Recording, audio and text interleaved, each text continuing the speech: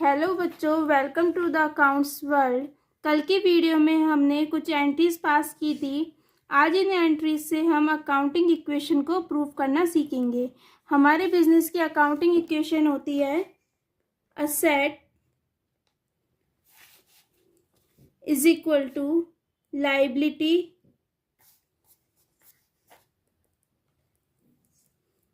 Plus capital. ये हमारे business की अकाउंटिंग इक्वेशन होती है। आज हम इस इक्वेशन को प्रूव करना सीखेंगे कि कैसे हमारी असेट हमारे लायबिलिटी प्लस कैपिटल के सम के इक्वल होती है। चलिए इसको सीखते हैं। अकाउंटिंग इक्वेशन को प्रूव करने के लिए हमें एक टेबल बनानी होती है, जिस टेबल का फर्स्ट कॉलम होता है हमारा सीरियल नंबर। सेकंड कॉलम में हम अपनी ट्रांजैक्शंस लिखते हैं एंड थर्ड कॉलम होता है हमारी असेट्स का। फोर्थ कॉलम में हम लायबिलिटी लिखते हैं एंड फिफ्थ कॉलम में कैपिटल, लायबिलिटी एंड कैपिटल। ये हमारी टेबल बनती है और इसके ऊपर हम लिख देते हैं अपनी अकाउंटिंग इक्वेशन।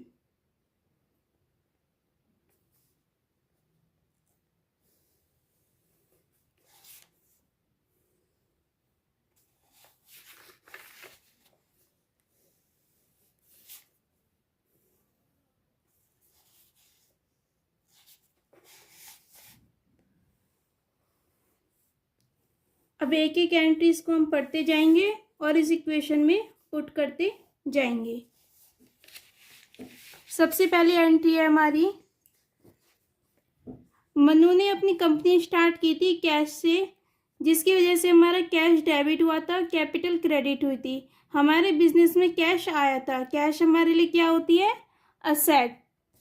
तो हम असेट कॉलम सबसे पहले हम सीरियल नंबर 1 डालेंगे, फिर लिखेंगे Manu start his company with cash। Asset column में हम एक कैश का कॉलम बनाएंगे। कैश में हम लिख देंगे 50,000 कैश आया था। एंड सेकंड क्या था हमारा? कैपिटल। कैपिटल हमारी क्रेडिट हुई थी। कैपिटल का बैलेंस क्रेडिट होता है, इसका मतलब इंक्रीज हुई थी कैपिटल। तो हम कैपिटल कॉलम में 50,000 लिख देंगे। 50,000 ऐड कर दिया हमने। सेकेंड एंट्री पढ़ते हैं, furniture to cash. Furniture account debit to cash. Furniture हमारे लिए असेट होती है, असेट इंक्रीज हो रही है, तो हम सेकेंड एंट्री लिखते हैं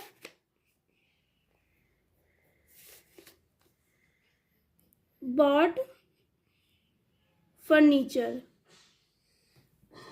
सबसे पहले हमें ट्रांजैक्शंस लिखनी होती है। हमारा फर्नीचर आया था 500 से, तो हम एक फर्नीचर का कॉलम बनाएंगे, इसमें हम 500 लिख देंगे। Furniture account debit to cash. अब हमारा कैश क्रेडिट हो रहा है, यानी असेट हमारी डिक्रीज हो रही है। कैश जा रहा है, इसका मतलब हम 500 से कैश को लेस कर देंगे। ये देखो। थर्ड एंट्री पढ़ते हैं। थर्ड एंट्री में मनु ने परचेज किए थे गुड्स ऑन क्रेडिट। हमारे बिजनेस में स्टॉक आया था 4,000 का, तो हम एक स्टॉक हमारे लिए असेट है, तो हम एक बनाएंगे स्टॉक का कॉलम असेट कॉलम के अंदर ही। थर्ड नरेशन लिखते हैं Manu purchase stock on credit.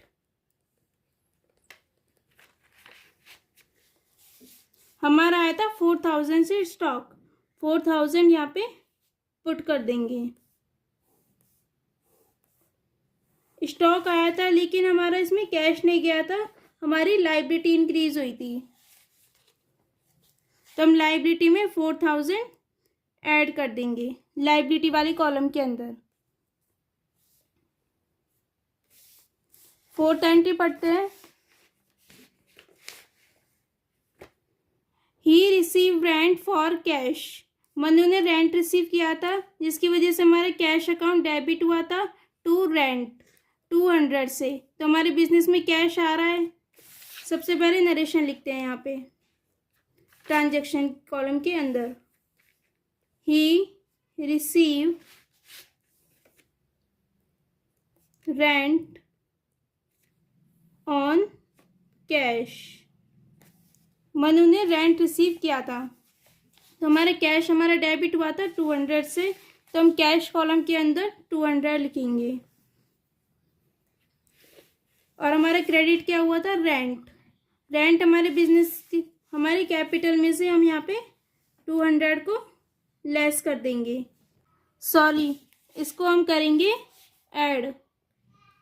ये हमारे बिजनेस की इनकम थी, रेंट हमें रिसीव हुआ है, तो इसको हम कैपिटल कॉलम में ऐड कर देंगे। कैपिटल कॉलम हमारे बिजनेस का होता है। फिफ्थ एंट्री देखते हैं। Cash account debit to sales to profit and loss. इस एंट्री में हमारा कैश डेबिट हो रहा है, यानी असेट हमारी इंक्रीज हो रही है। तो असेट कॉलम के अंदर हम लिखेंगे 700 ऐड कर देंगे कैश कॉलम के अंदर। टू क्रेडिट क्या हुआ था हमारा? सेल्स। सेल्स से हमारे गुड्स गए थे, मनु ने सोल्ड करा था गुड्स ऑन कैश। तो स्टॉक कॉलम से हम क्या कर देंगे? 500 के गुड्स लेस कर देंगे। एंड हमारे प्रॉफिट हुआ था, हमारे बिजनेस में हमारा प्रॉफिट हुआ था, तो बिजनेस का प्रॉफिट हम कहाँ पे करेंगे? कैपिटल के अंदर ऐड कर देंगे 200 से। और इसकी ट्रांजैक्शन लिख देंगे। Manu sold goods on cash with profit.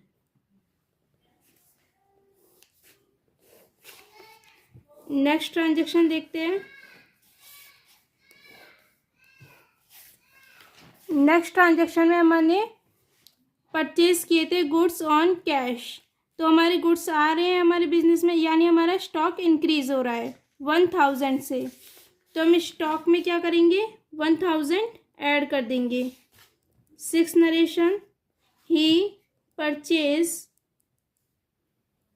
Goods on cash. अब हमारा क्रेडिट क्या हो रहा है? कैश। तो हमारे कैश हमारा डिक्रीज हो रहा है, यानी हमारी एसेट डिक्रीज हो रही है 1000 से। 1000 से हम कैश कॉलम को लेस कर देंगे। आया समझ?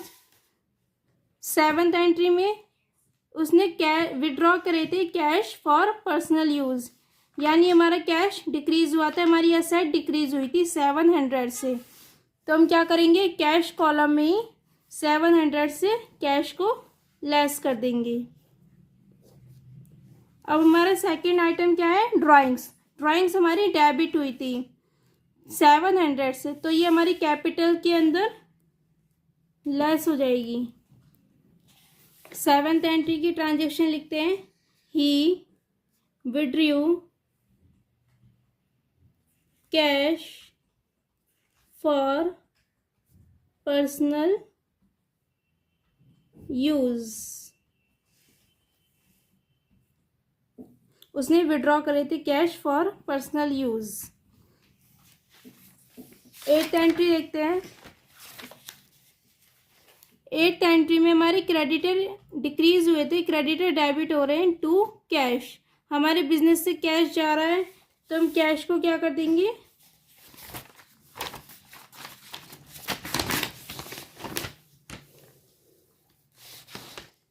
कैश को हम कर देंगे लेस 400 से।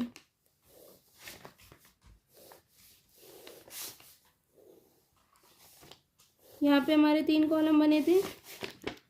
400 से हमारा कैश क्या हो जाएगा? लेस। और हमारे क्रेडिटर भी डिक्रीज हो रहे हैं, तो हम क्रेडिटर को भी लेस कर देंगे 400 से। ये हमारा लाइबिलिटी वाला कॉलम था। इसको भी हमने लेस कर दिया। 8th entry, he paid cash to creditor.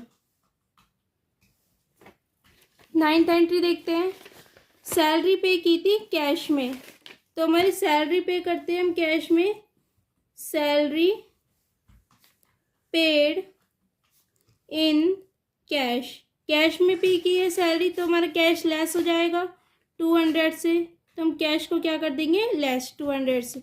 और हमारे यहाँ पे सैलरी हमारे लिए क्या है, बिजनेस का एक्सपेंस, तो हमारे कैपिटल से हम इसको भी क्या कर देंगे, लेस 200 से।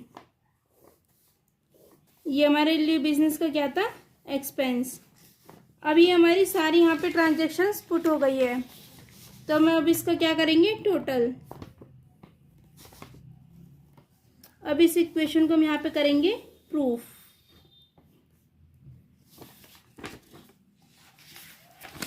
सबसे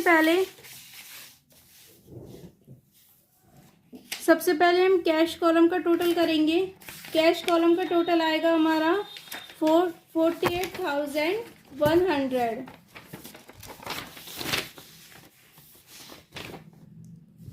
48,100 ये हमारा कैश वाला कॉलम था।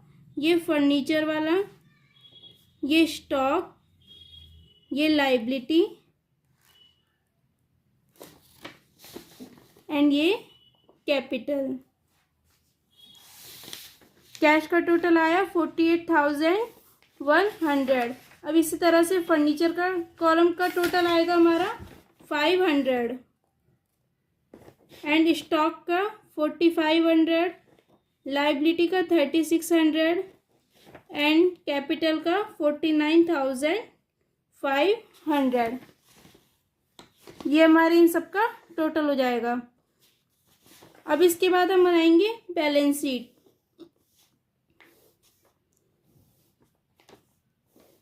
बैलेंस शीट में हमारी 2 साइड्स होती है।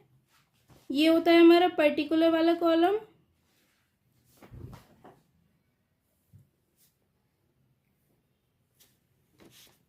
ये होता है हमारा लाइबिलिटी प्लस कैपिटल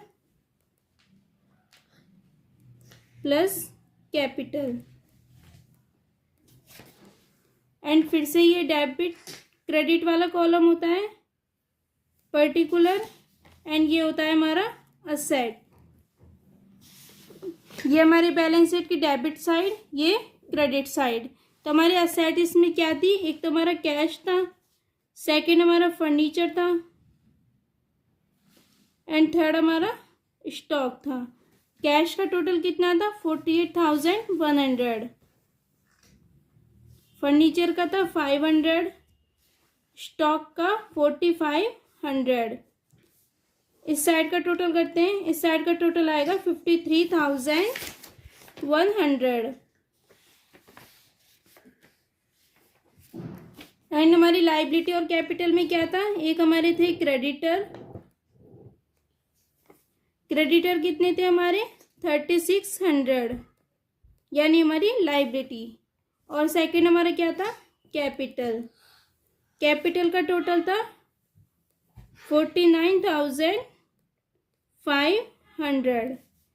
इन दोनों का टोटल करेंगे, इन दोनों का टोटल भी हमारा आएगा 53,100।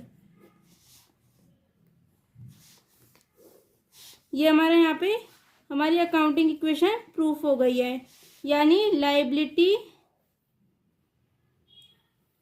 Plus capital is equal to asset. 53,100 is equal to 53,100। हमारी अकाउंटिंग इक्वेशन प्रूफ हो गई। आई होप आपको समझ आया होगा कैसे हम अपने अकाउंटिंग इक्वेशन को प्रूफ करते हैं एंट्रीज के थ्रू।